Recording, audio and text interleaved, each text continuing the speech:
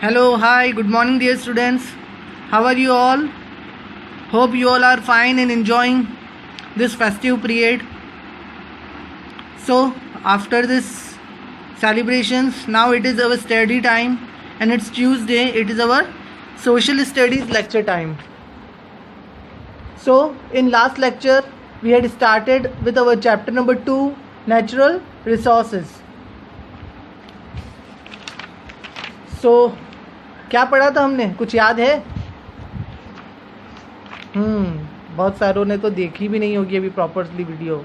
और सर हमें तो आप एक दिन पहले क्या पढ़ाते थे हम तो वही भूल जाते थे। तो सर हम तो अब हम तो एक हफ्ते में मिलते हैं तो हम तो पूरी तरह से भूल जाते हैं। सर आप थोड़ा सा रिवाइज़ करा दो। ठीक है, करा देते हैं रिवाइज़। सो हमने पढ़ा था what is natural resources, the resources which is given to us by nature. जो भी हमें नेचर देता है, जो कोई आदमी नहीं बनाता, जो नेचर ने हमको दिया है वो नेचुरल रिसोर्सेज है। हमने ये पढ़ा था। एनवायरनमेंट और नेचुरल रिसोर्सेज साथ साथ चलता है, हमने ये देखा था। उसके बाद मैंने आपको नेचुरल रिसोर्सेज का क्लासिफिकेशन बताया था कि नेचुरल रिसोर्सेज को 2 पार्ट्स में क्लासीफाई किया जाता है, लिविंग रिसोर्सेज और नॉन लिविंग रिसोर्सेज। उसको क्या कहते हैं? बायोटिक रिसोर्स, और एक और क्या है? नॉन बायोटिक रिसोर्स या अबायोटिक रिसोर्स। फिर हमने देखा था कि लिविंग रिसोर्स तो इजीली रीजनरेट हो जाती है, पर जो नॉन लिविंग रिसोर्स है उसमें 2 तरह के रिसोर्स है, रिन्यूएबल और नॉन रिन्यूएबल। रिन्यूएबल मीन्स जो इजीली वापस से जनरेट हो जाएंगे, बट जो नॉन रिन्यूएबल है वो जनरेट तो हो जाएंगे बट सालों साल में, हज़ारों करोड़ों साल में वो वापस से रीजनरेट होंगे। ठीक है, सो ये हमने पढ़ लिया था लास्ट लेक्चर में। Today we will start with uses of natural resource. Natural resource के क्या यूज़ है और नेचुरल रिसोर्स को बचाना क्यों ज़रूरी है, कंजर्वेशन ऑफ नेचुरल रिसोर्स। उसके बाद मैं आपको न्यू वर्ड्स सेंड करूँगा और tick the correct option and fill in and yes and no हम करेंगे आज। वो आपको कॉपी में लिखकर मुझे 2 दिन के अंदर अंदर सेंड करना है। Okay, so we are starting with our lecture chapter number 2, natural resources. Our topic of today is uses of natural resource. So students, let start with our today's topic, uses of natural resources. Natural resources के क्या use है? Natural resources are important for the development and growth of industries. Natural resources किस लिए important है? Industries के development के लिए और ग्रोथ के लिए। अब कैसे? देखो, इंडस्ट्री के लिए रिसोर्सेज कहीं ना कहीं ज़रूरी है। इंडस्ट्री में कुछ भी बनेगा उसमें हमें जो नेचर कुछ भी प्रोवाइड कर रहा है वो हमें इंडस्ट्री में कहीं ना कहीं तो चाहिए ही। लाइक मैं आपको एग्जांपल देता हूँ। लाइक इंडस्ट्री में अगर मशीन यूज़ होती है तो मशीन में पेट्रोल या डीजल यूज़ होता है, तो पेट्रोल या डीजल भी आपका नेचुरल रिसोर्सेज है।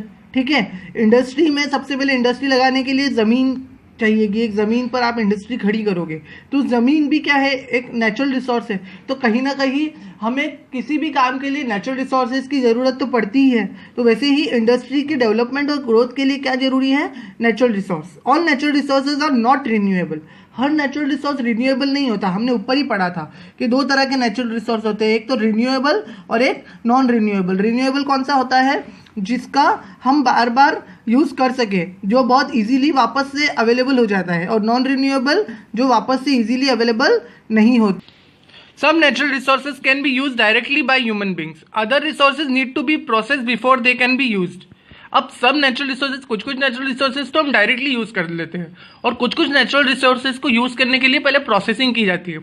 जैसे एयर है, तो एयर हम डायरेक्टली यूज़ कर लेते हैं। वाटर भी किसी ना किसी फॉर्म में हम डायरेक्टली यूज़ कर लेते हैं। जैसे हम पीने के लिए भले वाटर को आजकल आरओ वगैरह से इसको प्रोसेस करके फिर पीते हैं, बाकी यूँ दूसरे काम में तो हम वाटर को डायरेक्टली यूज़ कर लेते हैं। तो वैसे ही जैसे पेट्रोल वगैरह है, तो पेट्रोल जिस फॉर्म में ज़मीन में से निकलता है उसको उसी फॉर्म में यूज़ नहीं किया जाता है, उसको पहले रिफाइन किया जाता है। तो इससे ये समझ में आता है कि नेचुरल रिसोर्स को कुछ नेचुरल रिसोर्सेज को डायरेक्टली यूज़ किया जाता है और कुछ रिसोर्सेज को डायरेक्टली यूज़ नहीं किया जाता है, प्रोसेस करके यूज़ किया जाता है। देखो, other resources need to be process before they can be use. For example, we use air and water directly, where minerals that are found from the ores have been refined into usable state before they are used. Petroleum is taken out from the earth in a crude form. It is refined into various forms such as diesel, petrol, kerosene and lubricating grease. ठीक है, petroleum crude form में निकलता है, उसको process करके क्या बनाया जाता है, पेट्रोल, केरोसिन, लुब्रिकेटिंग ग्रीस, ये सारी चीज़ें बनाई जाती है। जो ग्रीस होता है ना, जो मैकेनिक्स वगैरह जो ग्रीस गाड़ियों में यूज़ होता है, वो ग्रीस भी पेट्रोलियम प्रोडक्ट से ही बनता है। This product are then used in homes and industry. For example, people use diesel and petrol as a fuels in vehicles. Diesel और पेट्रोल तो एज अ फ्यूल यूज होता है व्हीकल्स में। LPG and CNG are also used in homes and industries. LPG gas अपन घर में use करते हैं, ठीक है। और आजकल सीएनजी की टैक्सीज चलती है। अपने मंदसौर में तो इतना नहीं देखने को मिलता है, बट इंदौर वगैरह में जाओ तो वो गैस सीएनजी से ही टैक्सीज चलती है, okay. In 18th century coal and steam were useful energy resource. जब 18वीं सदी थी, 18th सेंचुरी थी, अभी कौन सी सेंचुरी चल रही है, 21st सेंचुरी चल रही है, ठीक है। तो 18th सेंचुरी में क्या था, सबसे ज़्यादा कोल और स्टीम का यूज़ किया जाता था। आज अब जैसे जैसे टेक्नोलॉजी आगे बढ़ती जा रही है, तो आजकल क्या यूज़ होता है, पेट्रोलियम और सीएनजी। हर जगह पेट्रोलियम और सीएनजी की मांग है। पहले जो आपकी ट्रेन वगैरह चलती थी वो कोयले से चलती थी, ठीक है। स्टीम वाली ट्रेन आती थी, स्टीम इंजन होते थे, ठीक है। कोल यूज़ होता था। अगर आपने वो मूवी देखी हो गदर, तो गदर मूवी का जो लास्ट सीन है उसमें आप लोगों ने देखा होगा, हीरो हीरोइन लास्ट में उस ट्रेन को जल्दी जल्दी मूव करने के लिए कोयले भरते जाते हैं उस ट्रेन में, और वो ट्रेन की स्पीड फास्ट होती जाती है, ओके। तो पहले क्या यूज़ होता था, कोल एंड स्टीम, ठीक है। और आजकल पेट्रोलियम और सीएनजी यूज होता है। Today demand for natural resources is growing due to the increasing population बढ़ती जाएगी तो नेचुरल रिसोर्सेज की डिमांड भी बढ़ती जाएगी। हमें सबको कहीं ना कहीं तो नेचुरल रिसोर्सेज चाहिए, okay. Thus scientist are trying to find alternate resource, ठीक है। तो अब साइंटिस्ट क्या कर रहे हैं, इसका अल्टरनेट रिसोर्स यूज कर रहे हैं। जैसे नेचुरल रिसोर्स जो है, तो नेचुरल रिसोर्स में जो रिन्यूएबल है, जो अपने आप रिन्यू हो जाता है टाइम टू टाइम, उसकी तो कोई दिक्कत है नहीं। लाइक एयर, वाटर, आपकी सनलाइट, ठीक है। सन रोज उगता है तो सन की लाइट रोज आ जाती है, ठीक है। लेकिन जो चीज़ नॉन रिन्यूएबल है, जो हजारों साल में बनती है, लाइक पेट्रोल, डीजल, तो इसके ये खत्म हो जाएगा तो दिक्कत है, फिर तो हजारों लाखों साल में बन के आएगा। तो अब क्या कर रहे हैं साइंटिस्ट, ये इसका सब्स्टिट्यूट खोज कर रहे हैं, मतलब इसका अल्टरनेट, कि अगर अपन इसकी जगह कुछ और यूज़ कर सके तो। लाइक मैं सबसे अच्छा एग्जांपल देता हूँ कि आजकल ना आपकी बैटरी वाली जो बाइक्स और बैटरी वाली स्कूटीज आने लग गई है, उसमें पेट्रोल यूज़ नहीं होता। तो वो क्या है, एक तरह से अल्टरनेट है। अब बैटरी तो, इलेक्ट्रिसिटी तो रिन्यूएबल है, ठीक है, पर जो आपका पेट्रोल और डीजल है वो रिन्यूएबल नहीं है। तो इसके लिए ये इसका एक अल्टरनेट है बाइक और स्कूटीज का, ठीक है। Third, scientist are trying to find alternate resource. For example, the sun is an important source of energy. Direct solar energy will always remain available to us. Solar energy can be trapped due to the day with the help of solar panel. तो आजकल scientist ने क्या alternate सोचा है, solar energy का। Solar panels use होती है। देखो अपने लास्ट ईयर जीके में भी पढ़ा था कि सोलर पैनल से, मैंने आपको बताया था, एग्जांपल दिया था, केरला का जो पूरा एयरपोर्ट है वो सोलर पैनल से वहाँ पे लाइट चलती है। तो ये उसका एग्जांपल है। Solar energy can be trapped during the day with the help of solar panel. Various home appliances can be run by solar power. आजकल तो बहुत सारे होम अप्लायंसेस भी सोलर पावर से यूज होते हैं। लाइक मैंने आपको एग्जांपल दिया था कि घर का जो गीजर है, तो घर का गीजर इलेक्ट्रॉनिक अप्लायंसेज है, लेकिन आजकल लोग उसकी जगह सोलर पैनल यूज़ करते हैं। तो वो क्या करता है, एनर्जी सन की स्टोर कर लेता है, और फिर जब भी आपको गर्म पानी चाहिए होता है तो उससे मिल जाता है। For example, solar pressure cooker, solar water heater. Solar energy does not cause any pollution. उससे कोई पॉल्यूशन भी नहीं होता, ठीक है। पॉल्यूशन नहीं होगा तो एनवायरमेंट को कोई इफेक्ट भी नहीं होगा, ठीक है। Thus it can be rightly called as resources of the future. तो अब सन तो रिन्यूएबल रिसोर्स है, तो ज़्यादा से ज़्यादा अब साइंटिस्ट क्या कर रहे हैं, जो भी रिन्यूएबल रिसोर्सेज है उसको ज़्यादा से ज़्यादा यूज़ में लेके आ रहे हैं। ऐसे खोज कर रहे हैं, ऐसे इन्वेंशंस कर रहे हैं जिसमें किसका ज़्यादा यूज़ हो, रिन्यूएबल नेचुरल रिसोर्सेज का। नेचुरल रिसोर्सेज तो पेट्रोल और डीजल भी है, पर वो रिन्यूएबल नहीं है, ओके।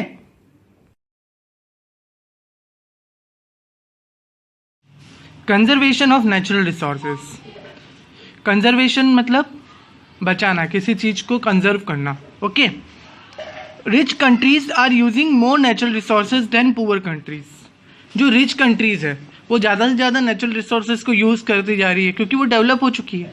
ठीक है, developing countries need to depend more on natural resources for their growth and development. जो डेवलपिंग कंट्री है उसको और ज़्यादा से ज़्यादा नेचुरल रिसोर्सेज का यूज़ करना है अपने डेवलपमेंट के लिए, क्योंकि एक कंट्री के डेवलपमेंट के लिए कहीं ना कहीं नेचुरल रिसोर्सेज बहुत यूज़फुल होता है। मैंने आपको अभी एक इंडस्ट्री का एग्जांपल दिया था कि एक इंडस्ट्री के लिए भी एक छोटे से छोटे काम के लिए हमें नेचुरल रिसोर्सेज की ज़रूरत पड़ती है। Densely populated countries such as India, China and Indonesia need large amount of natural resources. जो कंट्री बहुत ज़्यादा पॉपुलेटेड है उसको और ज़्यादा नेचुरल रिसोर्सेज की ज़रूरत पड़ेगी, क्योंकि हर इंसान को कहीं ना कहीं नेचुरल रिसोर्सेज की ज़रूरत पड़ती है। और तो जो ज़्यादा पॉपुलेटेड कंट्री होगी उसको ज़्यादा नेचुरल रिसोर्सेज की ज़रूरत पड़ती है। The rising demand for various natural resources has made them scare in this country. अब सबको नेचुरल रिसोर्सेज की किसी न किसी रूप में ज़रूरत है, तो ज़्यादा पॉपुलेशन होगी तो ज़्यादा नेचुरल रिसोर्स की ज़रूरत पड़ेगी, और ज़्यादा नेचुरल रिसोर्सेज की ज़रूरत पड़ेगी तो नेचुरल रिसोर्सेज कैसे हो जाएंगे, कम पड़ने लग जाएंगे। नेचुरल रिसोर्सेज की कमी आ जाएगी, मीन्स किसी चीज़ की डिमांड एकदम ज़्यादा होती जा रही है तो वो चीज़ में एकदम कमी आती जाएगी। ठीक है, for example cutting of trees and killing of animal have endangered many species of plant and animals. Lot of species are already extinct and are endangered. ठीक है, तो ज़्यादा नेचुरल रिसोर्सेज की जरूरत पड़ेगी तो स्कैर मतलब बहुत कम पड़ते जाएंगे ये लोग। तो उसकी वजह से जैसे कटिंग ऑफ ट्री और किलिंग ऑफ एनिमल्स, अब जो डेवलपिंग कंट्रीज है उसमें अब लैंड, मैंने आपको बताया कि लैंड को खींच के तो बड़ा नहीं किया जा सकता, तो जो फॉरेस्ट का पार्ट है उसमें से ट्रीज काट के वहाँ पे ज़मीनों पे अब घर बन रहे हैं, तो वो फॉरेस्ट कम होते जा रहे हैं, ट्रीज कटते जा रहे हैं, और ट्रीज कटते जा रहे हैं तो बहुत सारे स्पीशीज जो जंगलों में जानवर रहने वाले हैं उनके लिए रहने का खतरा हो गया है। वो अब कहाँ रहने जाए, और वो लोग अगर यहाँ पर आते हैं अपने रहवासी इलाकों में तो लोग उसको मार देते हैं। ठीक है, और बहुत सारे लोग एनिमल्स को क्यों किल कर रहे हैं, उनकी जैसे उनकी खाल को यूज़ किया जाता है किसी भी चीज़ों को बनाने के लिए, तो मतलब हर एनिमल को कि किसी न किसी वस्तु को किसी न किसी चीज़ के लिए यूज़ किया जाता है, तो उसकी वजह से उस एनिमल्स को किल किया जाता है। Some species of monkey and birds are already extinct from India. ठीक है, मतलब कुछ मंकी की कुछ जातियाँ, जो प्रजातियाँ, मंकी की भी बहुत अलग अलग प्रजातियाँ होती है, तो उसमें से कुछ तो बिल्कुल ख़त्म हो चुके हैं इंडिया से, और कुछ बर्ड्स भी बिल्कुल इंडिया से ख़त्म हो चुके हैं। तो मतलब बहुत सारी स्पीशीज़ की लाइफ क्या हो गई है, अब डेंजर में आ गई है। Dolphin in river Ganga are also facing the danger of extinction. जो रिवर गंगा नदी में डॉल्फिन्स होती है, तो गंगा नदी की जो डॉल्फिन्स है ना वो भी अब बिल्कुल ख़त्म होने की कगार पर है, मतलब बहुत कम गिनती में बची है।